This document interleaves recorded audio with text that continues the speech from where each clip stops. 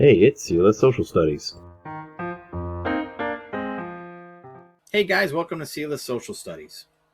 Today we're going to go ahead and cover the Articles of Confederation. We're not going to dive so deep into the Articles of Confederation to describe every single thing about it, because you could do that for a while.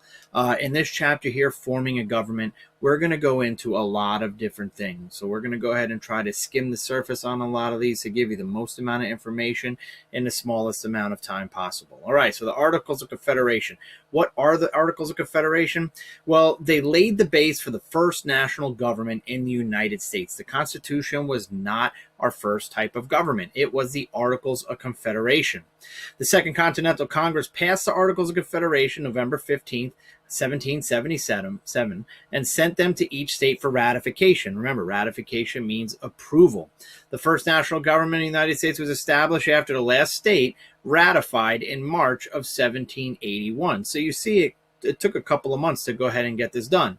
This was not a solid form of government. It is not the Constitution that we know of today. It was more like a firm league of friendships type deal. It was just these different states having one vote each, so they're kind of all going there, and there are different things that they can and cannot do.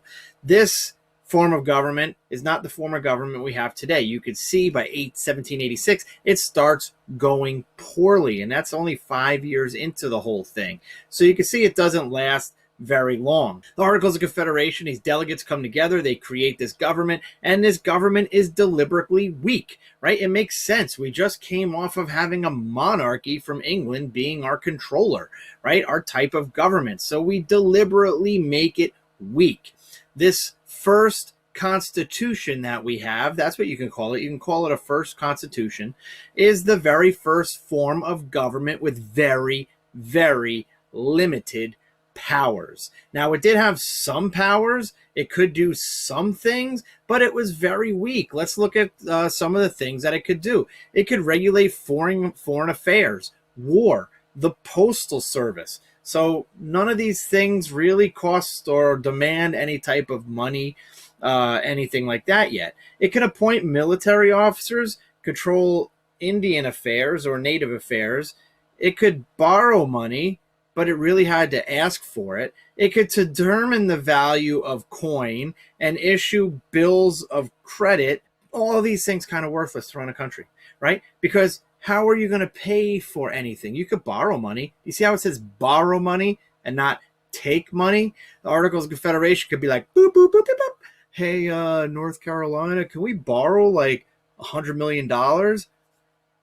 No, click, right? So it could borrow money, but it could not tax, right? You need to tax. The federal government needs to tax to get the money to do the things that it needs to do. So what could it do? Well, it could really not do much. It could not tax or collect money from the states.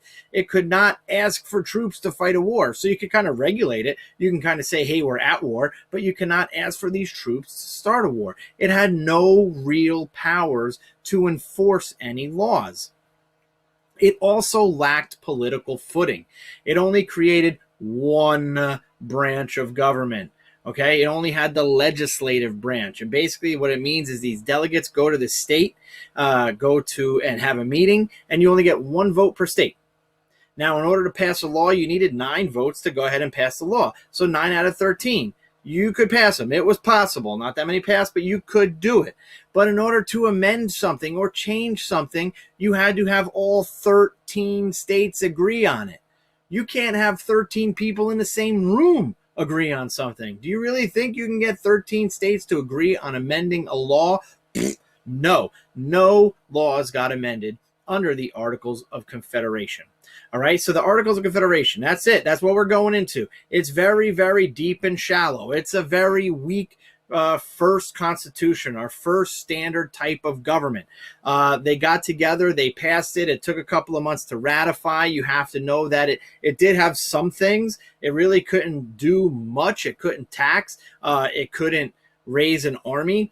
Only one branch of government, the legislative, one vote, very, very weak, more like a firm, like handshake type friendship government of the states. That's really what it was. But it was planned that way. It had to be that way because we just came from a monarchy. So now you have this weak first attempt at a government, and it ultimately does and will fail with the Constitution coming up to take its place.